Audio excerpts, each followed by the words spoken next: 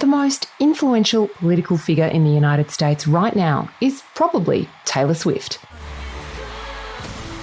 You saw that coming, right? Fresh from the biggest concerts of her life, mid-twirl on a globe-crossing tour extravaganza, Swift told her 282 million Instagram followers to vote. And it looks like they listened. Millions of Americans turned out to cast a ballot on Super Tuesday, the day when Democrat and Republican Party members in 15 states declare who they want as their candidate for the presidency. Live from New York on this Super Tuesday. President Biden and former President Donald Trump should get a big step closer to securing their parties' respective nominations tonight. Donald Trump continues to march toward the Republican nomination. Tuesday, she's going to get buried in a delegate avalanche.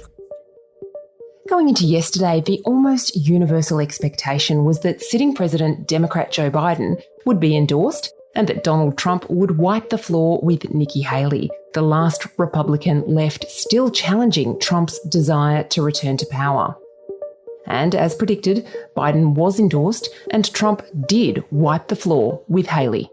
From North Carolina, take it as a snapshot, okay? Donald Trump dominating with all these demographic groups, men, women, voters under 45, voters over 45, very conservative voters, and then I'm going to... It started early. Trump won easily in North Carolina and Virginia. Biden won in those states too, plus Vermont, against a ragtag band of Democratic contenders who think the party should choose someone else. And as polls closed at sunset across the US, Trump and Biden picked up victory after victory.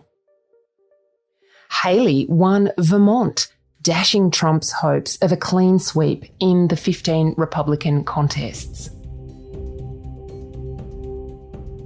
Americans won't actually vote for president until November 5, the first Tuesday in November, when presidential elections are held each 4 years.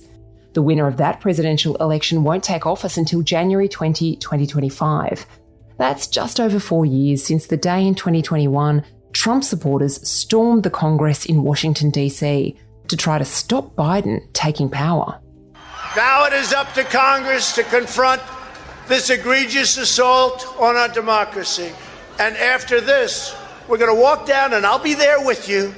We're going to walk down to the Capitol because you'll never take back our country with weakness. We love Trump! We love Trump! We love Trump! Joe Hockey is joining The Australian to share his expertise in government, diplomacy and economics.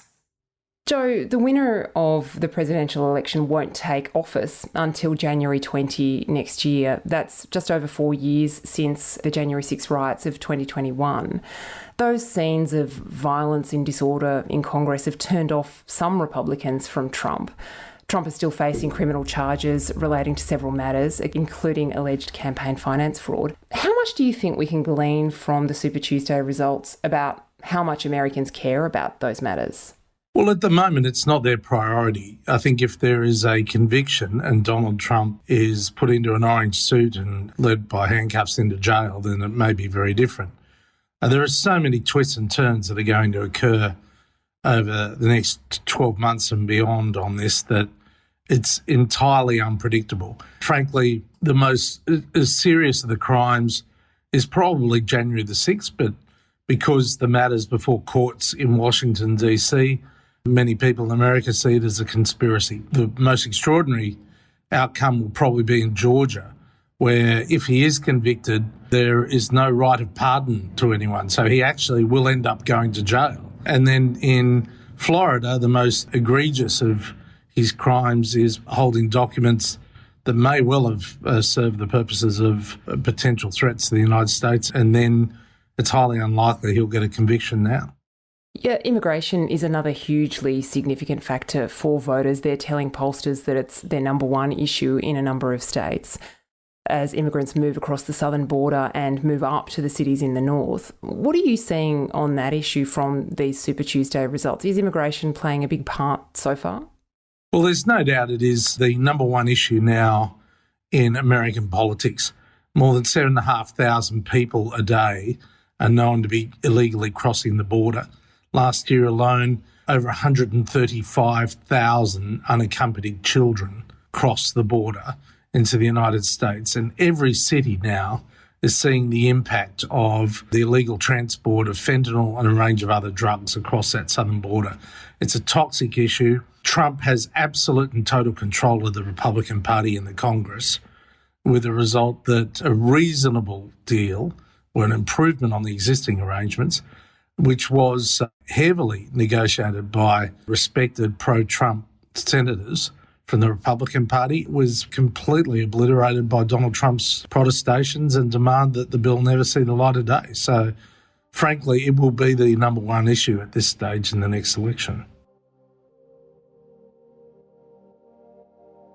Conversely, some Democrats are disappointed in Joe Biden over his support for Israel and the humanitarian crisis in Gaza. Many Democrats came out. Some were saying they were uncommitted for now to show disappointment in how the Biden administration has handled the Israel-Hamas situation. We've seen some polling of Muslim Americans who are really strongly turning against Biden in some areas. Biden's talked up the prospect of a ceasefire in recent days, and the US began airdropping food over Gaza at the weekend. Do you see those things as political decisions that Biden did with Super Tuesday in mind, or do you think there's some kind of bigger shift going on? Like, is this politics or is it just business as usual for Biden? Well, Claire, I'm finding it quite extraordinary, as are a number of mainstream Democrats, that Joe Biden is so concerned about the Bernie Sanders faction of the Democratic Party. But quite frankly, the biggest threat to Joe Biden's re-election is not really Donald Trump. It really is that people don't see him as a vote for the future. We've seen it in politics previously. People invest in the future. No matter how good or bad a job you've done, they really want to vote for what's going to happen in the next 2 to 3 years. And at the moment, far too many Americans believe that Joe Biden isn't going to be around the next 4 years. So the campaign is going to be, in many ways, Donald Trump versus Kamala Harris. That's going to be the campaign that Donald Trump wants. That's going to be the campaign the Democrats don't particularly want. But it's going to be a hell of a campaign when it starts getting down to it. How much do you think age and mental fitness are going to play a part in this campaign as it starts now? Joe Biden is 81, Donald Trump is 77. Neither of them are young, but clearly there are some concerns about Joe Biden's cognitive ability. What's your take on that, Joe? Well, I understand privately he's fine, but certainly there's the lack of energy and he looks very old. And it is a concern, but he is not for moving. I mean, I have asked a lot of very, very senior people associated with the Democrats, and they're adamant that he's determined to run again. Is there any doubt that Kamala Harris will remain the vice presidential candidate? Is there any mechanism by which she could be replaced? There is no way on God's earth that Joe Biden is going to dump a capable black woman from California, and certainly Kamala Harris is not going to step down. I mean, the one thing I've learned in politics is that leaders don't go willingly. And especially if they're in elected office, Joe Biden's not for going. Coming up, Joe Hockey on what else we can expect before November. To read Joe's analysis and the rest of our journalism, we'd love you to subscribe. It costs a lot less than a presidential bumper sticker per week. Check us out at theaustralian.com.au, and we'll be back after this break. Joe, is this the end of the road for Nikki Haley, or is there some chance she could be perhaps Donald Trump's vice presidential pick? Yeah, there's not a chance, in my view, that Nikki Haley will even be in a Trump administration. And why? Because, look, Donald Trump is going to run the next term, if he's elected as president, like an episode of The Apprentice. He's going to have everyone competing for his favour. And in competing for his favour, he'll want to have a pretty innocuous vice president, a bit like Mike Pence. He won't want to have a potential rival, a single candidate who is the heir to the Trump legacy. I think a lot of Australians, just finally, Joe, are looking at this contest with a sense of doom or a bit of depression that neither of these candidates seems particularly inspiring. What's your view? Are you depressed about it or are you optimistic? Well, sure. I think The views of Australians that you identified is no different to the views of Americans, where 73% of Americans don't want to see Biden and Trump as the two candidates. So America's depressed about it as well, which begs the question, how on God's earth do we end up with the two of them if most Americans don't want them? America's democracy is robust and secure, and there will be a way through this. This is the last election campaign of that generation, and there is a whole cohort of exciting, capable people coming through the ranks, particularly through the governorship of states in both parties. But what this election campaign will be is a campaign more about policy than people are expecting. There are stark differences on immigration, on Ukraine, on Gaza. There are stark differences on abortion. It is going to be a debate about energy policy, and certainly there's going to be, when it comes to international issues, a debate about isolationism of the modern Republican Party versus the cooperative multinational approach of the Democrats. So it will be a long election campaign, the longest ever, and it's going to have many twists and turns between now and in November. Joe Hockey is a columnist with The Australian. You can read that story as well as the nation's best news, sport, politics and business right now at theaustralian.com.au.